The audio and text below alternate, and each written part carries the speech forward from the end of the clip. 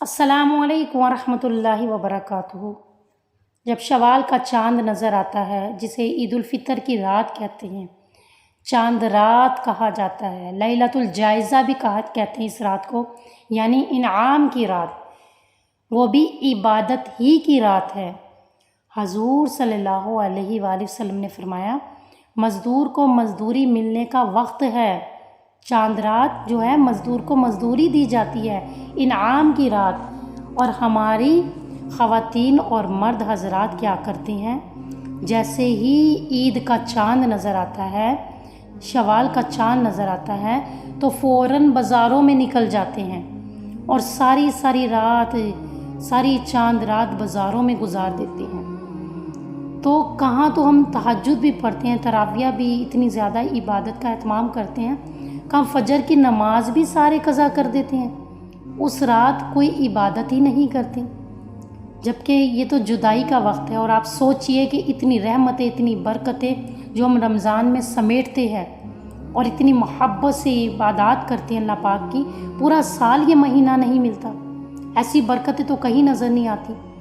بلکہ جو صحیح مومن ہوتے ہیں ان کی تو آنکھوں میں آنسو آ جاتے ہیں، جیسے جیسے عید قریب آتی ہے اور رمضان جدا ہوتا ہے، ان کے تو دل کی کیفیت ہی عجیب ہوتی ہے، چپ کے تنہائی میں رونا شروع کر دیتے ہیں کہ اللہ کتنی تیری برکتیں تھی کہ راتوں کو راز و نیاز کر رہے ہیں، عبادات کی جا رہی ہے، ذکر و اذکار کر رہے ہیں، تراویح کا اہتمام کر رہے ہیں، ایک دوڑ لگی ہوئی ہے جنت کی طرف، ففروا الی اللہ۔ کتنے مزے کے دن اور کتنے مزے کی راتیں ہم سے جدا ہو رہی ہیں۔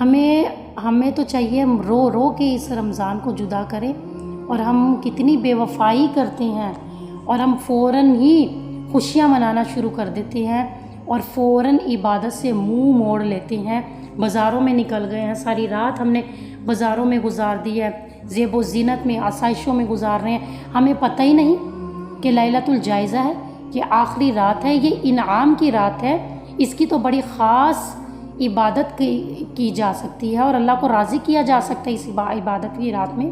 یہ رات تو انعام کی رات ہے، بہت خاص رات ہے، آج تو اللہ بہت خوش ہے، اور آج جو دعائیں مانگیں گے قبول ہو جائے گی۔ تو یہ غلطی بالکل نہ کریں، کچھ وقت عبادت کا ضرور اہتمام کیجیے، ضرور نکالیے، انعام کی رات انعام لے لیجیے۔ سارا سال پھرنا پھرانا ہے، سارا سال سیر و تفریح ہونی ہے، شاپنگ سارا سال ہم شاپنگ کر سکتے ہیں، مگر یہ رات تو سال میں ایک ہی مرتبہ آنی ہے۔ اس رات بھی اللہ کو راضی کیجیے، اس رات بھی عبادت کا اہتمام کیجیے۔ آپ صلی اللہ علیہ وسلم نے فرمایا، برباد ہو گیا وہ شخص جس نے رمضان تو پایا لیکن اللہ پاک سے بخشش نہ کروائی، یعنی رمضان تو پایا اپنی زندگی میں اور جنت کی طلب ہی نہیں کی، اللہ سے معافی نہیں مانگی اپنے گناہوں کی، تو وہ ہلاک اور برباد ہو گیا۔ تو اس رات ضرور فائدہ اٹھائیے۔ اور حضور صلی اللہ علیہ وآلہ وسلم نے فرمایا کہ اس رات 4 لوگوں کے سوا سب کی بخشش ہو جاتی ہے، 4 لوگوں کے سوا اللہ پاک سب کو معاف فرما دیتی ہے۔ وہ 4 لوگ کون سے ہیں؟ نمبر 1، جو شراب کا عادی ہو، اس نے توبہ نہیں کی، اس نے گناہ سے توبہ نہیں کی، تو اس کی بخشش بھی نہیں ہونی۔ نمبر 2، جو والدین کا نافرمان ہو، جو ہر وقت چیختا چلاتا رہتا ہے ماں باپ کے سامنے اور کیا کہتا ہے کہ بس آپ تو بولتی رہتی ہیں، جو ایک برا رویہ ماں باپ کے ساتھ رکھتا ہے، جو ماں باپ کا نافرمان ہے نا، جس سے ماں باپ خوش نہیں ہے، اس کی بخشش بھی نہیں ہوتی۔ اور تیسرا وہ شخص جو قطع رحمی کرتا ہے، رشتے ناطے توڑ دیتا ہے، رشتہ داروں سے ملنا اچھا نہیں سمجھتا۔ اور چوتھا وہ شخص جو دل میں کینہ، بغض اور حسد رکھتا ہے، جو ہر وقت جس کے دل میں لوگوں کے لیے کینہ ہوتی ہے، بغض ہوتی ہے، حسد ہوتی ہے، جو اللہ کی مخلوق کے ساتھ اچھا رویہ نہیں رکھتا، اس کی بخشش نہیں ہونی۔ بے شک اس نے ساری رات تہجد بھی پڑھی تھی، روزے بھی رکھے تھے، ذکر و اذکار بھی کیا تھا، لیکن اگر یہ گناہ پائے جاتے ہیں اس میں، تو اس کی بخشش نہیں ہونی۔ حدیث ہے جس کا مفہوم ہے کہ جب عید کی صبح ہوتی ہے تو اللہ تعالیٰ فرشتوں کو تمام شہروں میں بھیجتے ہیں اور زمین پر اترتے ہیں فرشتے، تمام گلیوں میں، راستوں کے کناروں پر کھڑے ہو جاتے ہیں اور ایسی آواز سے لوگوں کو مخاطب کرتے ہیں اور ایسی آوازیں لگاتے ہیں جس کو جنات اور انسانوں کے سوا ساری مخلوق سنتی ہے، اور پکار پکار کر کہتے ہیں اے محمد صلی اللہ علیہ وآلہ وسلم کے امتیوں، اللہ کریم کی رحمت کی طرف چلو جو بہت عطا کرنے والا ہے، بہت زیادہ عطا کرنے والا ہے، بڑے سے بڑے قصور کو معاف فرمانے والا ہے۔ پھر جب لوگ عیدگاہ کی طرف نکلتے ہیں تو اللہ تعالیٰ فرشتوں سے دریافت فرماتے ہیں، پوچھتے ہیں کیا بدلہ ہے فرشتوں، کیا بدلہ ہے اس مزدور کا جو اپنا کام پورا کر چکا ہو؟ فرشتے عرض کرتے ہیں ہمارے معبود برحق، ہمارے مالک، اس کا بدلہ یہی ہے کہ اس کی مزدوری پوری پوری دی جائے۔ تو جانتے ہو اللہ تعالیٰ کیا فرماتے ہیں؟ اللہ فرماتے ہیں فرشتوں میں تمہیں گواہ بناتا ہوں، میں نے ان کو رمضان کے روزوں اور تراویحوں کے بدلے میں جنت دے دی، جنت عطا فرما دی اور مغفرت فرما دی۔